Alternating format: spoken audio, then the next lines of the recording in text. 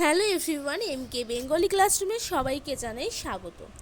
আজকে আমি সপ্তম শ্রেণীর বিজ্ঞানের পরমাণু, অণু ও রাসায়নিক বিক্রিয়া অধ্যায়ে যে সমস্ত গুরুত্বপূর্ণ প্রশ্নগুলো ছিল সেইগুলি সম্পর্কে আজকে আমি আলোচনা করব এই ভিডিওর মাধ্যমে। আশা করছি ভিডিওটা তোমাদের কাছে অনেকটা হেল্পফুল হবে উঠবে। তো বক না করে চলো ভিডিওটা শুরু করা যাক। প্রথম প্রশ্ন, চিহ্ন কাকে বলে? মৌলিক পদার্থের একটি পরমাণুকে যার দ্বারা সংক্ষেপে প্রকাশ করা যায় তাকে চিহ্ন বলে। ল্যাটিন নাম লেখো।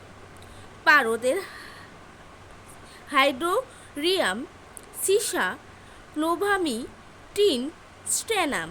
কোন বিজ্ঞানী পরমাণুর প্রবক্তা? বিজ্ঞানী ডাল্টন। পরমাণু কয়টি কণা নিয়ে গঠিত ও কী কী? পরমাণু 3টি কণা নিয়ে গঠিত, প্রোটন, নিউট্রন ও ইলেকট্রন। কোন কণা কি আধার? প্রোটনের প্লাস বা ধনাত্মক আধার, ইলেকট্রনের মাইনাস বা ঋণাত্মক আধার, নিউট্রনের নিস্তড়িত। একটি প্রোটন ও একটি ইলেকট্রন আধার মোট পরিমাণ কত? 0। পরমাণুর সবচেয়ে ভারী ও সবচেয়ে হালকা কণার নাম কি? সবচেয়ে ভারী কণা নিউট্রন, সবচেয়ে হালকা কণা ইলেকট্রন। একটি ইলেকট্রন ভর একটি প্রোটন বা নিউট্রনের ভর কত ভাগ? 2000 ভাগের 1 ভাগ। নিউট্রন কণা কে আবিষ্কার করে? বিজ্ঞানী জেমস স্যাডউইক। পরমাণু কেন্দ্রক বা নিউক্লিয়াস কাকে বলে? পরমাণুর প্রোটিন ও নিউট্রন কণাগুলি পরমাণুর কেন্দ্রের একটি ছোট জায়গায় জমাট বেঁধে থাকে। এই জায়গাটিকেই বলা হয় পরমাণু কেন্দ্রক বা নিউক্লিয়াস। নেক্সট প্রশ্ন, নিউক্লিয়ন কাকে বলে? পরমাণু কেন্দ্রক বা নিউক্লিয়াস অবস্থিত প্রোটন ও নিউট্রন কণাগুলিকে একত্রে নিউক্লিয়াস বলে। নেক্সট প্রশ্ন, পরমাণু নিউক্লিয়াস কি আধারযুক্ত? ধনাত্মক আধার। নিউট্রনবিহীন একটি পরমাণুর নাম লেখো। সাধারণ হাইড্রোজেন বা প্রোটিয়াম।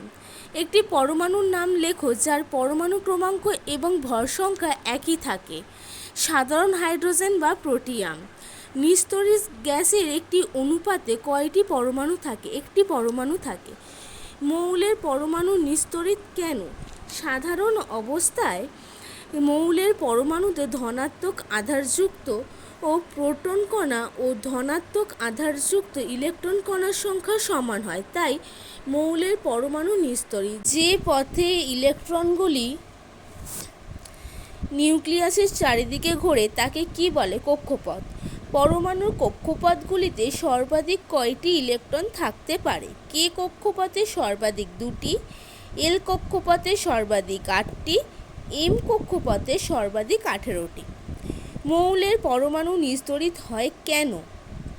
এই প্রশ্নটা তোমাদের দুবার রিপিট হয়ে গেছে, তোমরা প্লিজ এটা স্কিপ করে দিও। নেক্সট প্রশ্ন, পারমাণবিক সংখ্যা বা পরমাণু ক্রমাঙ্ক কাকে বলে? উদাহরণ দাও। পারমাণবিক সংখ্যা বা পরমাণু ক্রমাঙ্ক কোনো মৌলের একটি পরমাণুর নিউক্লিয়াসে যতগুলি প্রোটন থাকে সেই সংখ্যক ওই মৌলের পারমাণবিক সংখ্যাকে বলা হয়। যেমন কার্বন পরমাণুর প্রোটন নিউক্লিয়াসে 6টি প্রোটন থাকে, সুতরাং কার্বনের প্রোটন ক্রমাঙ্ক 6। নেক্সট প্রশ্ন, ভর সংখ্যা কাকে বলে? কোনো মৌলের একটি পরমাণু নিউক্লিয়াসে উপস্থিত প্রোটন ও নিউট্রন সংখ্যার সমষ্টিকে ওই পরমাণুর ভর সংখ্যা বলে। ভর সংখ্যা প্রোটন সংখ্যা প্লাস নিউট্রন সংখ্যা। নেক্সট প্রশ্ন, পরমাণুর সবচেয়ে হালকা কণা কোনটি? ইলেকট্রন। নেক্সট, পরমাণু কোন অংশে ইলেকট্রনগুলি অবস্থান করে? পরমাণুর নিউক্লিয়াসের বাইরে ইলেকট্রনগুলি অবস্থান করে। ভর সংখ্যার সঙ্গে পারমাণবিক সংখ্যার সম্পর্ক কি? ভর সংখ্যা পারমাণবিক সংখ্যা প্লাস নিউট্রন সংখ্যা। আয়ন কিভাবে সৃষ্টি হয়? কোনো মৌলের পরমাণু থেকে 1 বা 1-এর বেশি ইলেকট্রন বেরিয়ে গেলে অথবা কোনো পরমাণুতে 1 বা 1-এর বেশি ইলেকট্রন যুক্ত হলে পরমাণুটি নিস্তড়িত কণায় পরিণত হয়ে আয়ন সৃষ্টি করে। নেক্সট, আয়ন কাকে বলে? কোনো মৌলের পরমাণু থেকে 1 বা 1-এর বেশি ইলেকট্রন বেরিয়ে গেলে অথবা কোনো পরমাণুতে 1 বা 1-এর বেশি ইলেকট্রন যুক্ত হলে পরমাণুটি তড়িৎগ্রস্ত কণায় পরিণত হয়। এই তড়িৎগ্রস্ত কণাকে আয়ন বলে। নেক্সট, আয়নকে দুটি ভাগে ভাগ করা যায়, একটা হচ্ছে ক্যাটায়ন, একটা হচ্ছে অ্যানায়ন। ক্যাটায়ন সম্পর্কে পড়ব। ক্যাটায়ন বা ধনাত্মক আয়ন কাকে বলে? মৌলের পরমাণু থেকে এক বা একের বেশি ইলেকট্রন বেরিয়ে গেলে প্রোটন সংখ্যা থেকে ইলেকট্রন সংখ্যা কম হয়ে যায়, ফলে পরমাণুটি ধনাত্মক তড়িৎগ্রস্ত কণায় পরিণত হয়। এই ধনাত্মক তড়িৎগ্রস্ত কণাকে ক্যাটায়ন বা ধনাত্মক আয়ন বলে। নেক্সট, অ্যানায়ন বা ঋণাত্মক আয়ন কাকে বলে? মৌলের পরমাণুতে এক বা একের বেশি ইলেকট্রন যুক্ত হলে প্রোটন সংখ্যা থেকে ইলেকট্রন সংখ্যা বেশি হয়ে যায়, ফলে পরমাণুটি ঋণাত্মক তড়িৎগ্রস্ত কণায় পরিণত হয়। এই ঋণাত্মক তড়িৎগ্রস্ত কণাকে অ্যানায়ন বা ঋণাত্মক আয়ন বলে। অণু কাকে বলে? মৌলিক বা যৌগিক পদার্থে যে ক্ষুদ্রতম কণিকা স্বাধীনভাবে অবস্থান করতে পারে এবং যার মধ্যে পদার্থের সকল ধর্ম বর্তমান থাকে, তাকে ওই পদার্থের অণু বলে। নেক্সট প্রশ্ন, মৌলের অণু কাকে বলে? উদাহরণ দাও। একই মৌলিক পদার্থের পরমাণু দিয়ে গঠিত অণুতে মৌলিক অণু বলে। যেমন দুটি অক্সিজেন পরমাণু দিয়ে অক্সিজেন অণু গঠিত হয়, সুতরাং অক্সিজেনের অণু হলো মৌলিক অণু। নেক্সট দেখো তোমরা এখানে কি বলছে, চিত্র সহ একটি হাইড্রোজেন পরমাণুর গঠন বর্ণনা করো। তো এখানে আমরা চিত্রটা কিভাবে করেছি, চিত্রটার মধ্যে কিন্তু অনেক কিছু ইম্পর্টেন্ট উত্তর তোমরা পাবে। তোমরা চিত্রটাকে খুব ভালো করে দেখো। দেখো কি আছে, ভিতরে একটা মাত্র প্রোটন এবং বাইরে একটি মাত্র ইলেকট্রন নিয়ে আমরা কি করব না হাইড্রোজেন পরমাণু গঠন করব। এই প্রশ্নগুলো কিন্তু পরীক্ষায় খুব দেয়, তাই তোমরা এই জিনিসগুলো খুব ভালো করে দেখে রাখবে বা করে রাখবে, নাহলে কিন্তু তোমরা পরীক্ষাতে জানা জিনিসও ছেড়ে আসতে হবে। ঠিক আছে, নেক্সট তোমরা দেখো কি রয়েছে। নেক্সট তোমাদের বলা হয়েছে যে চিত্রসহ একটি হিলিয়াম পরমাণুর গঠন বর্ণনা করো।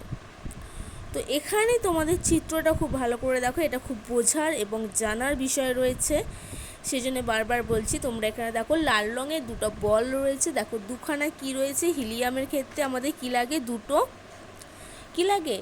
দুটো লাগে প্রোটন। আর দেখো দুটো নীল রঙের আছে, সেই দুটো কি নিউট্রন। তাহলে দুটো আমাদের প্রোটন এবং দুটো নিউট্রন, আর তার সাথে কী লাগবে, দেখো দুটো বাইরের দিকে দেখো ইলেকট্রন রয়েছে। তাহলে আমাদের কী কী লাগছে, দুটো প্রোটন, দুটো নিউট্রন আর দুটো ইলেকট্রন নিয়ে গঠিত হচ্ছে কি হিলিয়াম। সেটার সম্পর্কে দেখো ওপরটাই কিন্তু আমি নীল কালিতে লিখেছি, আমি সেটা আর বললাম না। নেক্সট আমরা চলে যাব লিথিয়াম। লিথিয়ামের ক্ষেত্রে সেম তোমরা দেখো ছবিটা খুব ভালো করে, ছবিটার মধ্যে গেলেই তোমরা সবটা বুঝতে পারবে।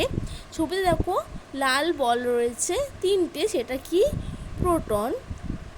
সবুজ বল রয়েছে চারটে, সেটা কি নিউট্রন। এবং ইলেকট্রন দেখো বাইরে তিনটে রয়েছে, এটা কি ইলেকট্রন। তাহলে এটা থেকে আমরা কী পাচ্ছি না, আমরা চারটে নিউট্রন পাচ্ছি, তিনটে প্রোটন পাচ্ছি আর তিনটে ইলেকট্রন পাচ্ছি। আবারও রিপিট করছি, এই প্রশ্নগুলো কিন্তু পরীক্ষায় দেয়, তাই তোমরা খুব ভালো করে করবে। আর আমার ভিডিওটা আজকে আমি এখানেই শেষ করলাম। ততদিন তোমরা পড়াগুলো রেডি করতে থাকো, ততদিন আর একটি নেক্সট ভিডিও চলে আসবে তোমাদের জন্য। আর তোমরা কী ধরনের ভিডিও দেখতে চাও সেটা অবশ্যই কমেন্ট করে আমাকে জানাতে পারো, সেই ভিডিও আমি দেওয়ার চেষ্টা করবো।